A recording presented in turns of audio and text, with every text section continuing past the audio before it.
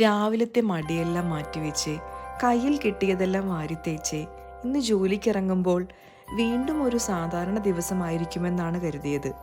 എന്നാൽ ദൈവത്തിൻ്റെ പ്ലാനിംഗ് വ്യത്യസ്തമായിരുന്നു.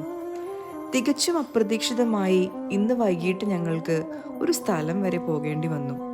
സ്കൂൾ കഴിഞ്ഞ് കുട്ടികളെയും കൊണ്ട് കെട്ടിയോനും ജോലി കഴിഞ്ഞ് ഞാനും അങ്ങോട്ട് പുറപ്പെട്ടു.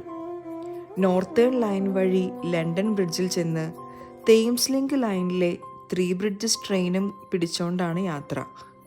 സ്ഥലത്തെത്തിയിട്ട് ഊബറും പിടിച്ച് ഞാൻ പോയി. കെട്ടിയോനെയും കുട്ടികളെയും മീറ്റ് ചെയ്തു.